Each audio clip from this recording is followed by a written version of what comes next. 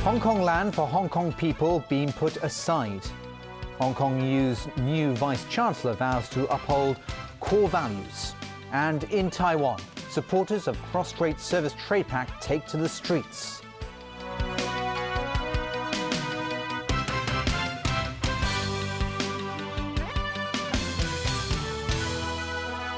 Good evening. More pan-democratic lawmakers have decided to join a LegCo group on a trip to Shanghai later this month to meet with central government officials. They include members of the Civic Party, the Labour Party and the Professional Teachers Union.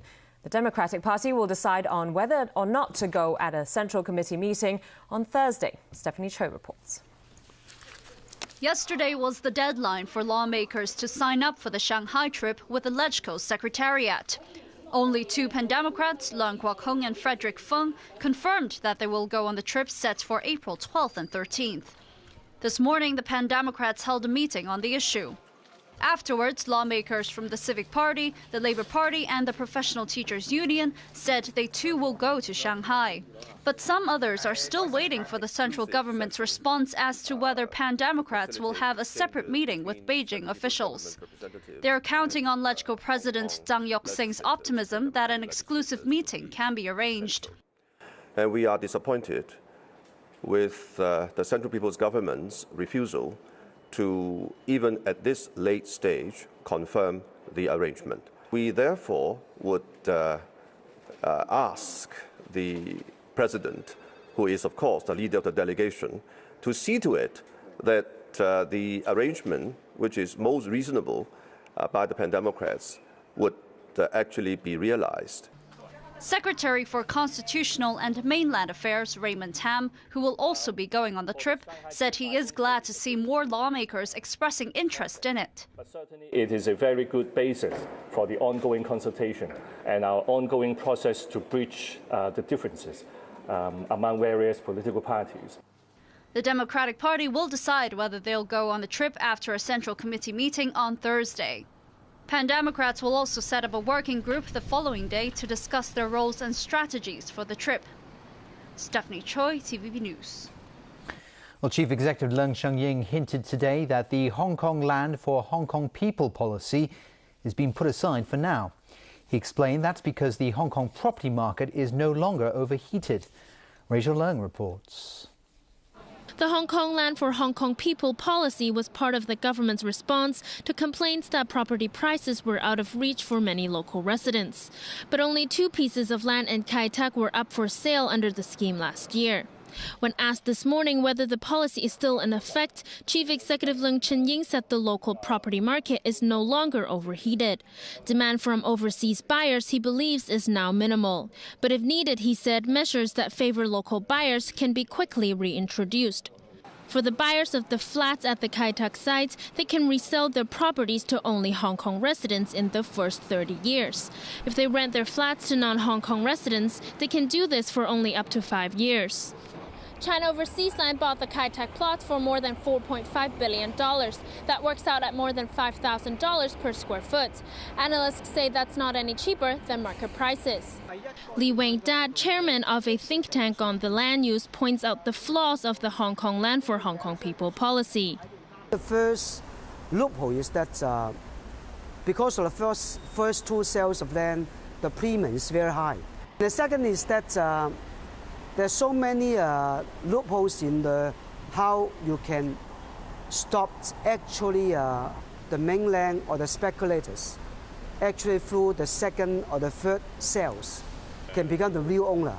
Because there's a lot of arrangement, for example, through the trust or through some kinds of overseas PG Islands company register or using some kind of rent arrangement so that actually they own the flats and actually can evade from these kinds of policy.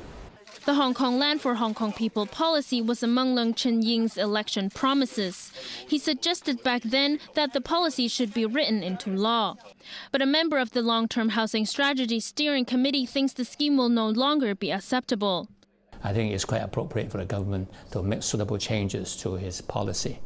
Now that the Hong Kong land for Hong Kong people probably may not be really necessary when there are already other measures and there are already other market changes taking place in Hong Kong, which will effectively curb the property prices from further increases in the future. Today, a spokesman for the Development Bureau said there's no pressing need for a law on Hong Kong land for Hong Kong people. He added, though, that preparations for legislation are underway and the government will continue to monitor changes in the property market. Rachel Ling, TVB News. The new Vice-Chancellor of the University of Hong Kong, Peter Mathieson, took up his post today. He vowed to uphold Hong Kong's core values and protect academic freedom and the right to free speech. As Jenny Lam reports, he also promised to help students who might get into trouble while taking part in Occupy Central activities within the boundaries of the law.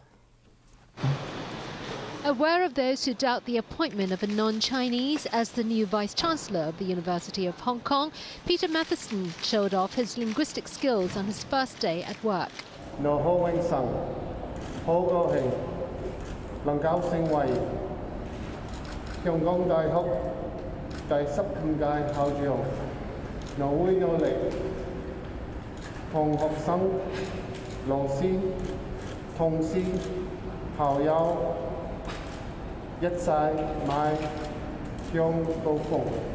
He was asked about students taking part in the Occupy Central movement. I support the students' right to peaceful protest.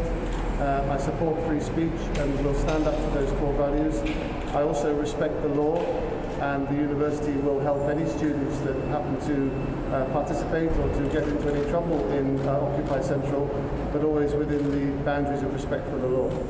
On recent criticisms that public opinion surveys conducted by the university are biased against the government, Mathieson said the methodology of the polls is scientific and he vowed to protect academic freedom.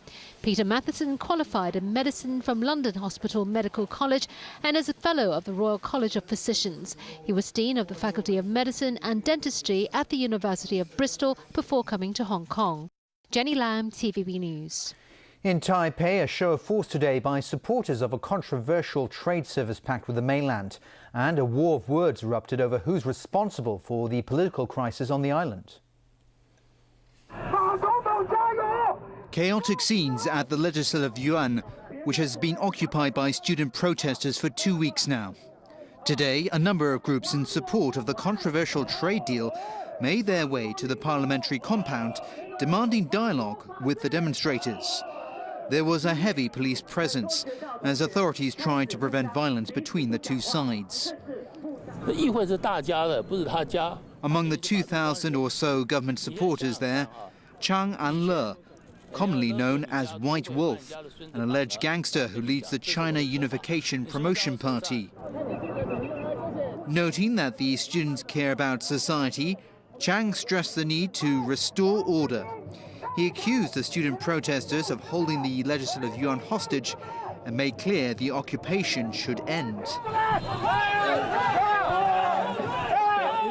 Some of those taking part in the march tried to break through the police lines as they approached the legislative building. Student protesters hit back. They blamed the impasse on President Ma Ying-jeou's failure to address their demands. Supporters and opponents of the trade deal did hold brief talks outside the Legislative Yuan, but nothing came of it.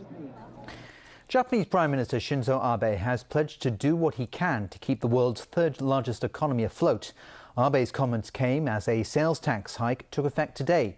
Japan's sales tax went up from 5% to 8%. It's the first such increase since 1997. Abe hopes the move will stabilise government finances. But some economists are worried that the tax hike could slow or even derail an economic recovery. Meanwhile, some consumers snapped up food and household items before the sales tax went up. But others say they don't believe buying ahead will result in much of a saving overall. They also worry about buying things that they don't really need. Abe today insisted he'll pay attention to people's lives and is prepared to take necessary action to boost the economy. Japan relaxed a decades-old ban on military-related exports today in a bid to expand joint arms development with allies. Japan's Chief Cabinet Secretary Yoshihide Suga said the new guidelines are part of Prime Minister Shinzo Abe's push to bolster national security amid China's military expansion and North Korea's nuclear threats. He said the new export guidelines pave the way for Japan to join arms technology development with the US and other allies in order to acquire more advanced defense capabilities and equipment. The move reverses Japan's almost half-century-old self-imposed restrictions on weapons-related exports. China's foreign ministry said it was paying great attention to the Japanese move, adding that Tokyo should take actions that are more conducive to regional peace. And still ahead in our news. Hikes in public utility charges and other fees take effect. Road subsidence in part1. And government not ruling out sponsoring polls in political reform consultation.